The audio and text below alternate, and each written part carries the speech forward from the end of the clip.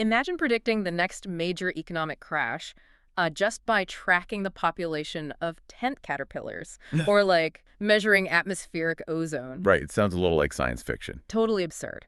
But today, we're jumping into a custom deep dive on a 1947 book that argues exactly that the natural world secretly dictates our financial realities. Yeah, we're looking at Cycles, The Science of Prediction by Edward R. Dewey and Edwin F. Dakin.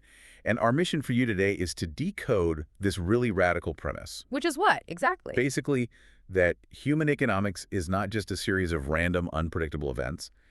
Instead, it's governed by precise biological and cosmic patterns. Okay, to ground this for you listening, think about highway traffic. Oh, that's a great analogy. Right, like you can never predict exactly where one specific car is going to drive or, when they'll change lanes. But you absolutely know there will be a massive traffic jam on the interstate at 5 p.m. Exactly. The book compares this to how a chemist predicts what an average atom will do, or how life insurance companies predict mortality rates with such incredible accuracy. Because they can't predict when one specific person will make a certain financial choice. Right, they can't. But when you zoom out, when you look at human activity en masse, those individual choices average out.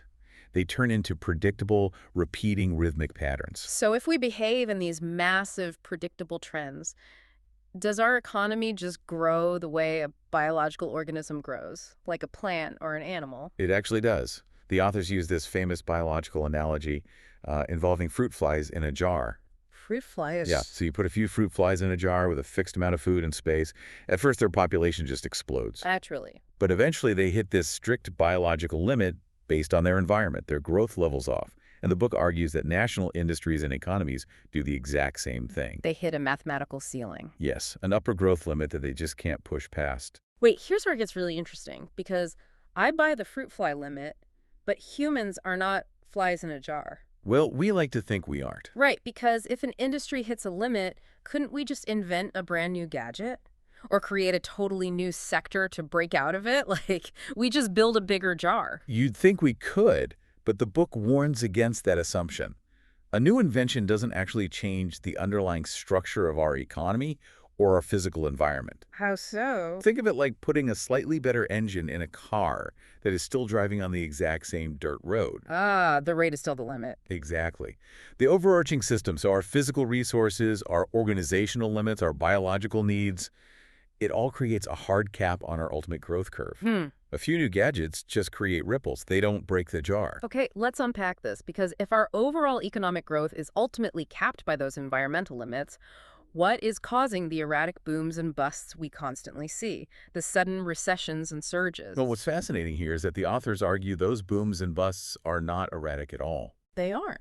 No, they are overlapping mathematical cycles. They actually highlight this highly specific 9-year rhythm found simultaneously in financial prices, the abundance of lynx populations, and even human heart disease rates. Wait, human heart disease? And how on earth does a wildcat population correlate with Wall Street? Is it just a massive coincidence? It sounds like it, right?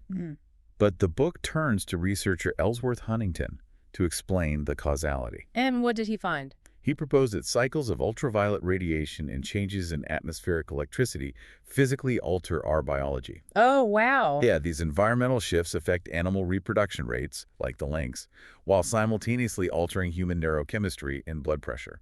So when our biology shifts, human psychology shifts. Precisely. Whole populations become naturally more optimistic and risk-taking, or they get more pessimistic and conservative. And that shift in mass psychology is what drives these 9, 18, and 54-year economic rhythms. Yes.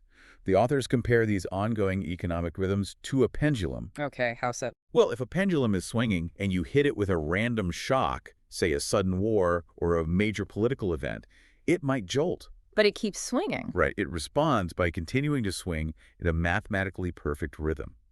The ongoing rhythm comes from the physics of the system itself, not the random shock. So cosmic weather is essentially dictating consumer confidence, and our economy is just that pendulum. Exactly, swinging to the rhythm of our environment. So what does this all mean for you listening? It's wild to process the idea that your financial future might be tied to solar radiation and wildcat populations. Are we just passengers in all of this? The book actually quotes physicist Sir James Jeans to frame that exact feeling. He suggested time might be entirely laid out on a road. Like a map. Sort of. Our existence is just a bicycle wheel rolling over events that already exist. We aren't creating the events as we go, we simply come across them as the wheel turns over that specific patch of road. So the next time you read the financial news and see panic over a sudden market crash, ask yourself, is this truly a random crisis, or did our wheel just hit the inevitable 54-year bump in the road?